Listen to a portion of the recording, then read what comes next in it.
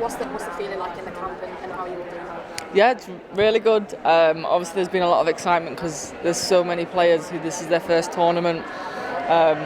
People like Lauren Hem, Chloe Kelly, and Tooney, like Les.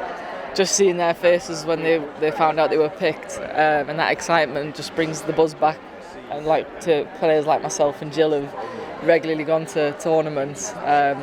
So yeah, the excitement's definitely there. Days like today makes it exciting, and everyone's just looking forward to it. It's in a good vibe at the minute. Yeah, big moment for Leah as well, captaining the side.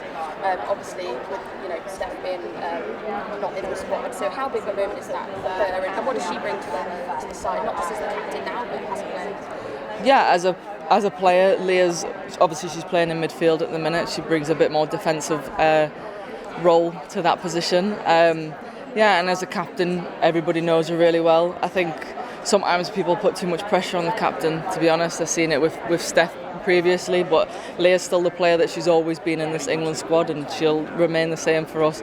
Good person to have around, a good person to have on the pitch, and yeah, it'll be a big moment for her, but I think she's the same as everybody else. We've had plenty of leaders on the pitch, plenty of leaders in the squad who may not even step on the pitch.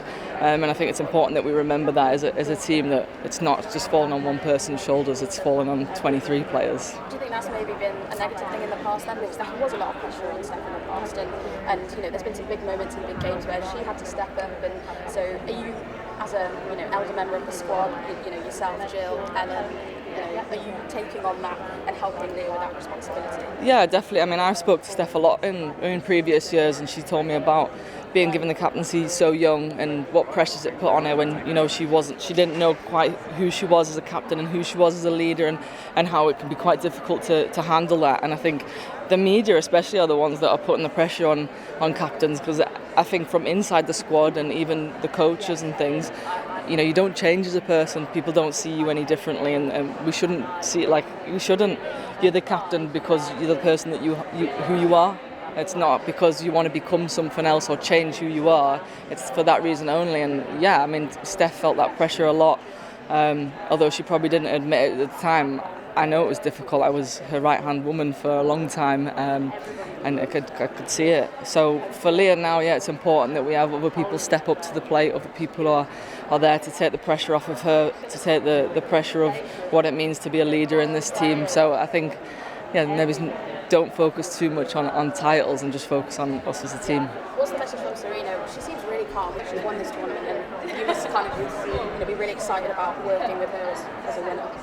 Yeah, definitely. She's been here, she's done it before, so that experience is priceless. It's something that we've not had previously in a manager, so it does make it a little bit easier. She knows potential things that could come up, but the only difference is this tournament is already, I think, sold twice as many tickets as the last tournament, and we've not even kicked the ball yet. So yeah, I think that experience will bold us well. On the pitch, we're playing really good football. We've got 23 exceptional players ready to go out and do their all for the team. And yeah, you can see her process and how she wants to put certain people together and try and build connections on the pitch all round. But yeah, I mean, it's difficult with the amount of talent that we've got to pick that 11. But she's all for building connections on the pitch and want us to play exciting football that our fans want to get behind. Just a former player that you played with at Lyon, Ida Hedberg, back with the national team. You know a lot about her, so is that going to be good to play against her, and what's she going to bring to that Norway side? Yeah, it's fantastic. I mean, Ada, she's won the Ballon d'Or. She's one of the best to have ever done it, especially in front of goal. I'm so pleased that she's back in the national team. I think it's important that in women's football we have the best players playing in the big games, especially international games, and I love playing against the best players, so I'm excited that she's going to be on that pitch against us come, is it the 11th or 12th? So I'm excited, but it's going to be good for the tournament. She's going to bring a lot of experience to Norway, although she's maybe not been there as often. She's an experienced winner. The girl has just got winning in her blood. That's her mentality. So yeah, it's going to be a good thing for Norway and a good thing for the tournament. Just finally, Barcelona. Are you excited about moving there? Of course, who wouldn't be? What made you decide that? Barcelona wanted to sign me, so I wanted to go there.